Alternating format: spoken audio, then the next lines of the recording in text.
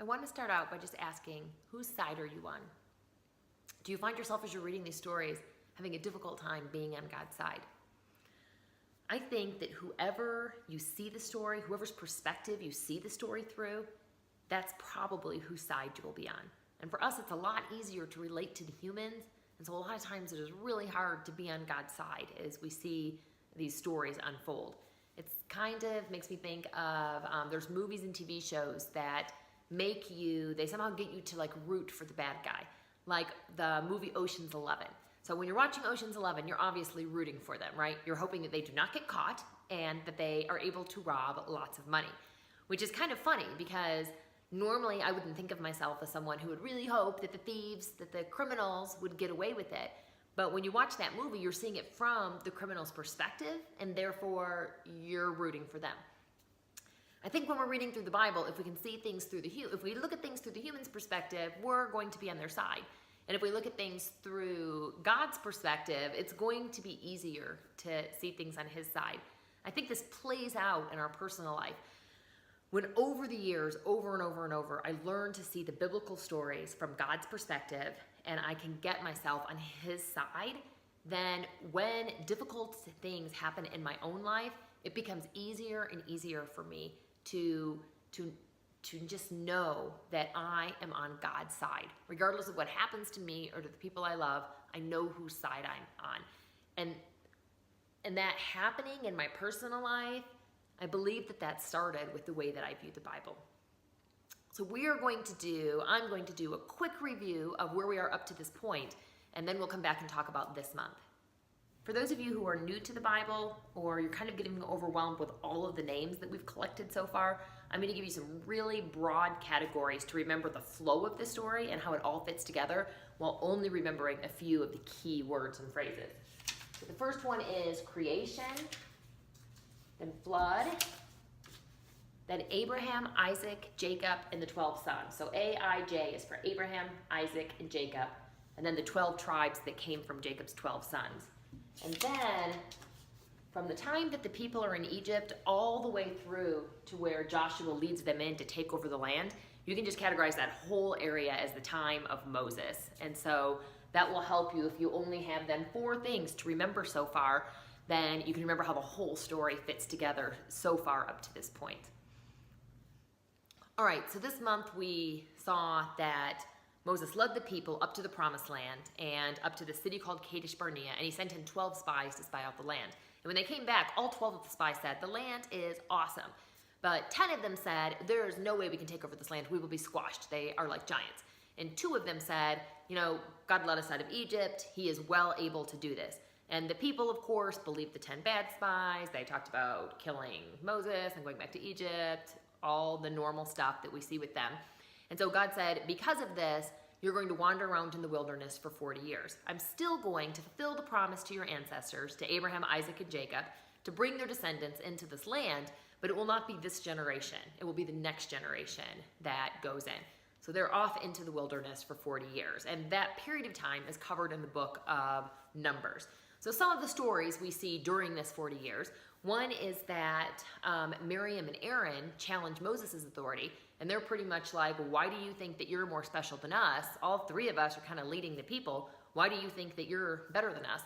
And God takes all of them before him and says, hey, how dare you talk about Moses? This is my friend. I speak to him clearly. I talk to him face to face. Didn't you know there was something special between the 2 of us? And weren't you afraid to talk about him? And God strikes Miriam with leprosy. So for 7 days, she's outside the camp, and then she's received back in. I'm not really sure why Miriam was exposed to leprosy and not Aaron.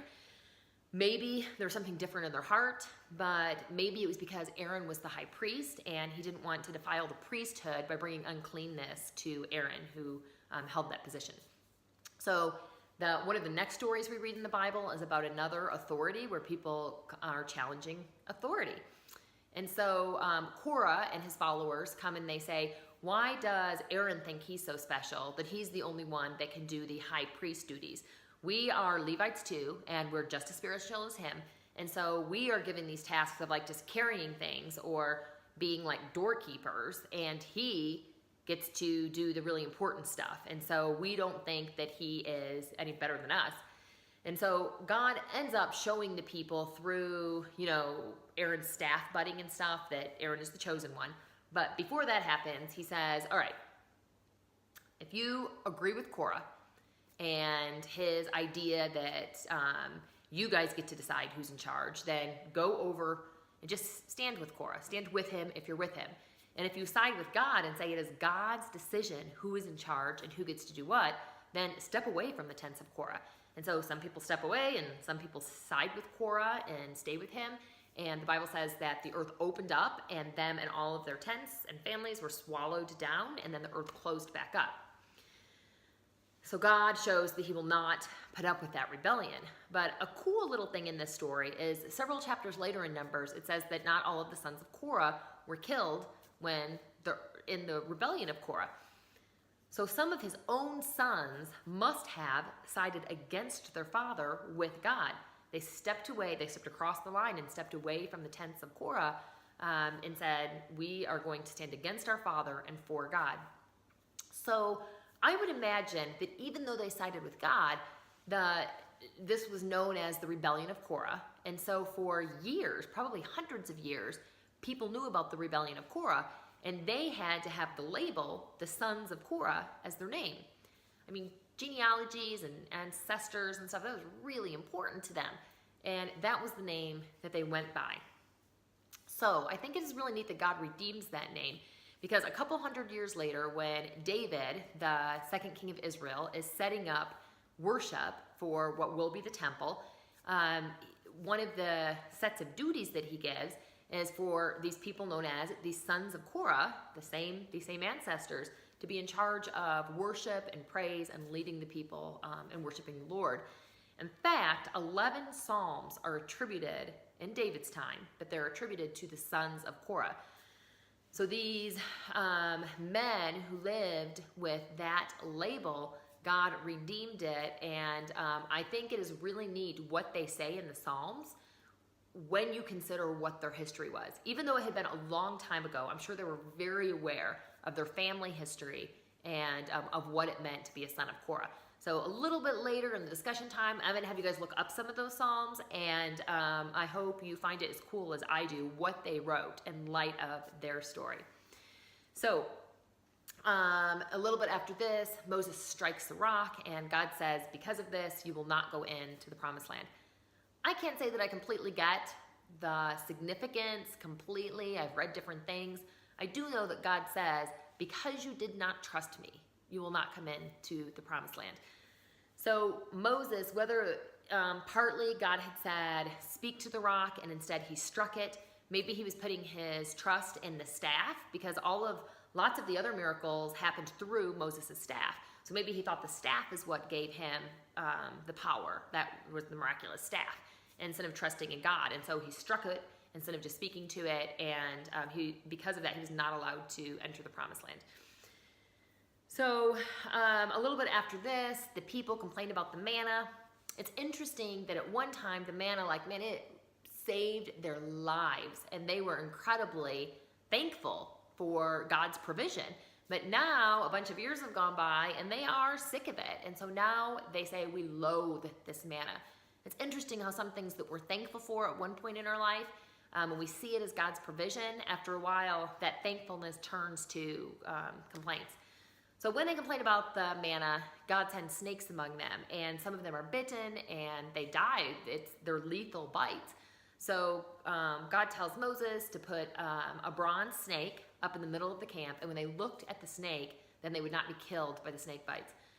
They would still be harmed, they would still be bit by the snakes, but it would not kill them if they looked at this bronze snake up on a pole. It's kind of a weird symbol, because you think of a snake as a symbol of the serpent in the Garden of Eden, but here God redeems this symbol. And Jesus even says in John 3:14 and 15 that just as Moses lifted up the serpent in the wilderness, so must the Son of Man be lifted up, that all who believe in him will not perish, but have everlasting life. That leads right into John 3:16. And so Jesus says that snake that Moses set up was a symbol of him, of Jesus, and that just like they had to look at the snake to be saved, All men must look at Jesus to find their salvation and to be rescued from the penalty of their sin. So the next thing we read about is in Balaam. So he is this prophet, false prophet, seer, whatever. There's different opinions about him. That Balak, the king of Moab, pays him to come and curse the people of Israel. And he comes and tries to curse them, but the Spirit of God overtakes him and he blesses Israel. And in addition to blessing them these 3 times, he also gets the Spirit just overcomes him, and he prophesies about King David and about Jesus in the future. So it's kind of cool. Here he is, this foreign guy, and God uses him to bless the people and to prophesy even about Jesus. So it seems like his story, despite the talking donkey and stuff, at this point, it kind of seems like his story ends up well, and he kind of seems like one of God's men. But we know from a different chapter that happens several chapters later in Numbers, we find out that he gave Barak, afterwards, he's like, look, I can't curse them. God won't let me. I seem to be unable to. But this is what I can do. I'm going to give you some advice and say that if your women will go seduce their men into worshiping their gods, like your guys' gods, then their God will get angry at them, and that is how you can defeat them. And that is exactly what they do. This is kind of crazy too, because here Balaam he's a foreigner, and he knows that if they worship your guys' gods, then their God will not be with them. It's going to go bad for them. How does he know that? But the Israelites don't seem to know that. They're just like, oh yeah, some pretty women. Yeah, come on over. Oh yeah, what do you guys do? Trying to be culturally interested in the way they worship their gods. And the next thing you know, God sends, so many of them are worshiping the Moabite gods, that God sends a plague among them. And, thousands of them are killed in this plague as a consequence of their sin. So you'd think that God had warned them over and over about this. You would think they would have seen this coming. Like God had said, if you marry foreign wives and worship, they will seduce you into worshiping their gods. And then I can't be with you because you're choosing someone else over me. God's told them this over and over again. It's not that God was against inter-nation marriage, because you see Ruth and you see Rahab that we're just about to talk about. You see lots of places where people from other nations are incorporated into the Israelite nation. And God's not against marrying them, but you can only marry them, God says, if they side with me, if they take on me as their God. If, though, they try to mix in the worship of their gods with you worshiping me, in the end, 10 times out of 10, it's going to go the same way. You are going to be seduced into worshiping their gods. And so don't marry them. Don't be yoked together with them, because if you do, you will be seduced away from me. Over and over again, though, the people are like, well, I could probably marry them and I won't worship their gods. I'll just marry them, and what they do in their own time with their own gods is their own business. And over again, we see through the Bible, people being, the Israelites being seduced into worshiping foreign gods. They betray God. Their heart is seduced away from God. People who loved God and committed to God, their heart is seduced away from God when they choose a romantic interest over what God says to do, over obedience to God, which is you do not yoke yourself together with them. So they do, and the plague happens, and many of them are killed. And later, the Israelites do kill Balaam because he was used. He did not side with God. In the end, he sided with himself. He wanted to be paid by Balak, and despite speaking these beautiful blessings, he's referred to a couple times in the New Testament as extremely wicked. In fact, all the way at the end of the Bible in Revelations, he is mentioned and connected to the sins of immorality, greed, and idol worship. And so his story kind of ends up bad. So then we have the Reuben, Gad, and half of Manasseh go to Moses and say, we like the land over here. It's good for pastures, for our cattle. And so they ask to be on the east side of the Jordan. So we call those the Trans-Jordan tribes, because those 2.5 tribes are on the east side of the Jordan, and everyone else is on the west side of the Jordan. And so, all right. So there are some themes in Deuteronomy that I just want to point out. Over and over again, I hope you noticed a couple words that we see over and over again in Deuteronomy. One of them is remember, and then also the words don't forget. Over and over and over again in Deuteronomy, through Moses, God implores the people just to remember him. Remember what he's done. Remember the deals that they made with each other. Remember who they are to each other.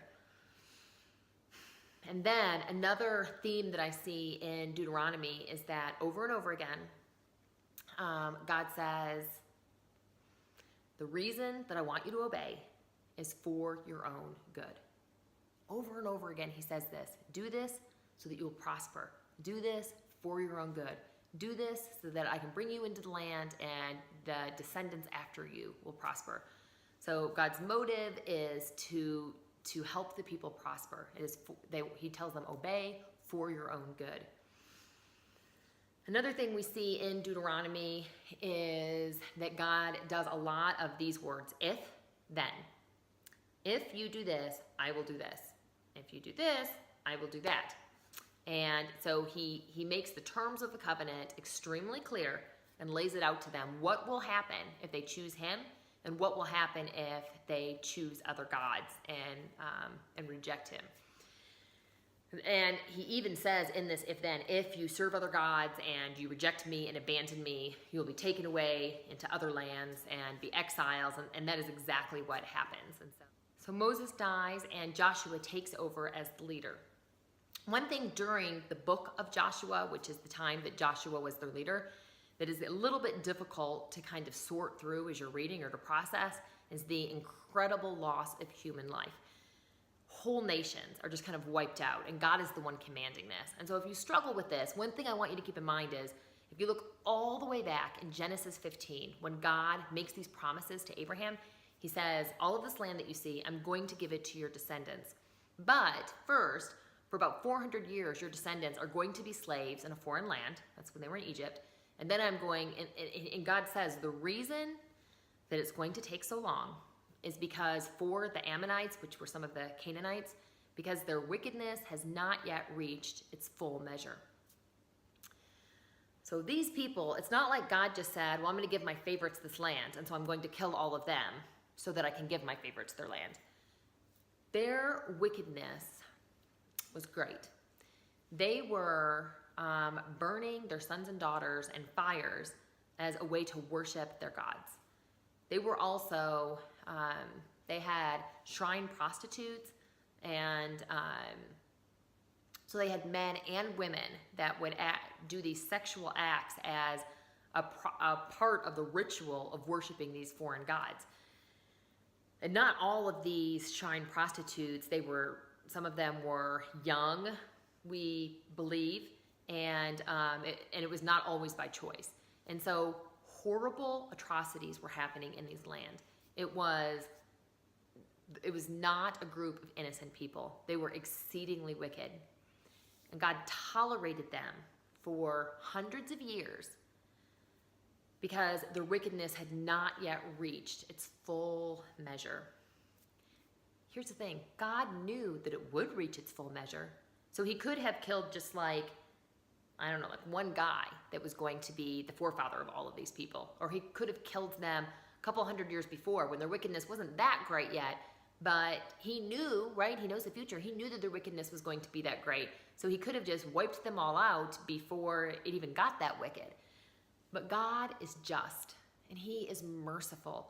And he showed his great forbearance, his great justice, his great mercy through these other nations that were being intolerably wicked. And he waited and waited and waited until their wickedness got to a point that justice necessitated that it was right and just to completely wipe them out. Even with these nations, God was merciful, and he gave them many years to turn around. But they didn't, and then God ended up giving the Israelites that land. When they come to take over the land, instead of Kadesh Barnea, which is kind of on the south where they had entered the land the first time, now they come around and they go across the Jordan River, and from the east they come to Jericho, a great walled city. So they march around 7 times and they take over the land. And Rahab, who saves the 2 spies that had come into Jericho, she ends up in Jesus' family tree. And she is a Canaanite woman, potentially a prostitute, and she ends up in Jesus' family tree because she chose to side with God and with his people. And so they end up, when they get into the land, they make a treaty with the Gibeonites. They were fooled into that. Remember, the Gibeonites are like, we came from a long ways away. There's mold on our bread. Look, our shoes are all wore out. And they ended up being a snare to the Israelites and causing them trouble many years later.